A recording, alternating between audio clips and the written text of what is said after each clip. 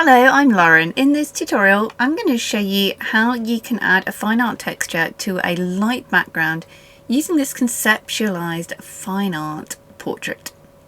So the first thing you need to do is download your textures and unzip. You can watch other tutorials or go on Google if you're not sure how to do this. I love adding textures to my Photoshop library. So in Photoshop, if you head to Window and you hit Libraries, your libraries will pop up as a panel. Libraries is where you can keep all your images and things to drag and drop. I like to pop this above my layers panel. If you can't see your layers panel in Photoshop, come up to Window and choose Layers. To add your texture overlays to the library, you simply open up your unzipped file. You hit Create a New Library in Photoshop.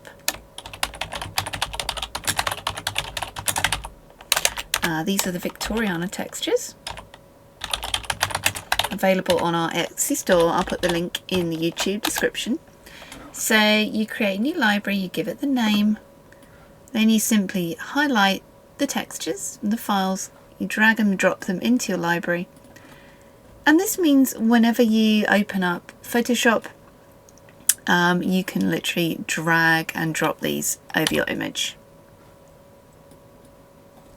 So I'm just going to have a little look through and decide which one I'd like to add. Now when you add textures to a light background image, your blend mode and editing needs to be a little bit different. So I'm just adding this one in, and you can see that's covering our whole image. It's come above our background layer as a new solid layer.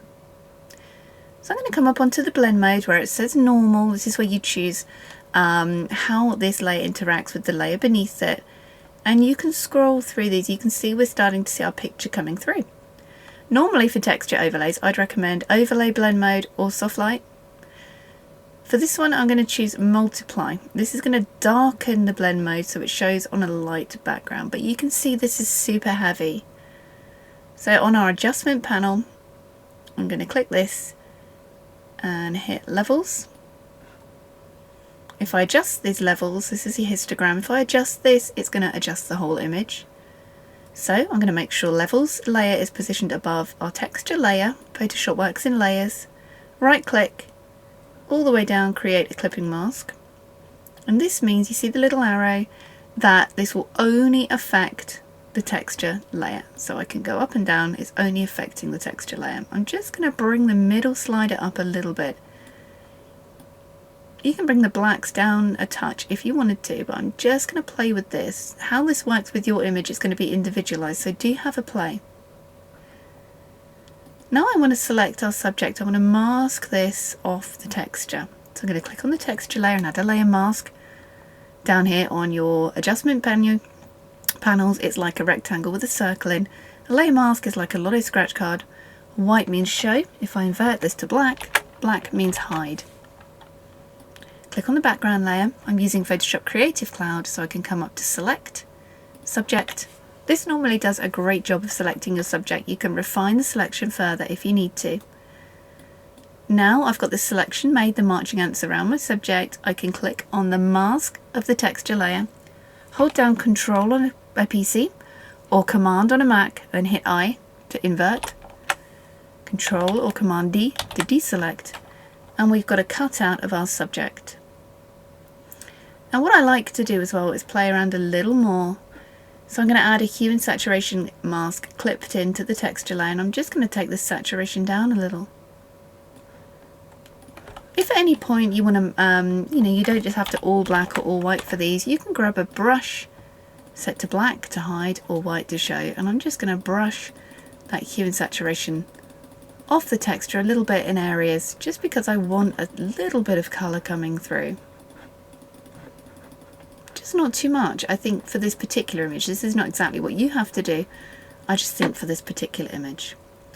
I also want to add a shadow behind our subjects so they don't look quite so cut out. So again, on our texture layer, I'm going to add an adjustment of levels again. And what I want to do, make sure it's clipped in, is bring the middle slider down to the right, and you can see this is darkening the background. The bottom right slider in the white zone, I'm just going to take the white out, so this is going to darken all over, like a uniform darken. You can see that's darkening the background. Control or Command I to completely invert this because we don't want it affecting the whole image. And here's a shadow trick I'm going to show you. Right click on your brush, make sure your brush is selected, soft round, and here where you have this circle, if you squeeze this in, you can see your brush has become an oval shape. I'm going to angle this up in the direction of the shadows, hit enter. You can use square bracket keys to make your brush smaller or larger. I'm just going to change the angle a bit. I'm going to choose a white brush, and you can see now I can paint a little bit of shadow on the wall behind our subject, so it looks like they're kind of leaning against this wall. I'm just brushing on some of that hue and saturation layer we added in for transparency. And you can add, if you want to go back to a normal soft brush on this dark shadow layer, I'm just going to add a little bit more shading in, just so we're bringing the attention in to our subject. And there we go. That's how you can add a darker texture to a light background in Photoshop. Recap, we drop the texture in, change the blend mode to multiply. We added a levels layer in, just to lift and lighten this texture up a little bit. We added hue and saturation to desaturate certain areas. And then we add a levels layer and painted in some shading and shadows. To make the selection, we added a layer mask, cut out our subject, and made that black. One cool thing you can do with a layer mask as well, so my brush looks really big because of my screen recording software. If you want to make the edges a little bit softer, you can slowly, let me change my flow, 100% opacity, around 25% flow. You can just brush this texture around the edges of your subject. So it looks like the subject is kind of in the background a little bit. You can change your brush hardness as needed in Photoshop.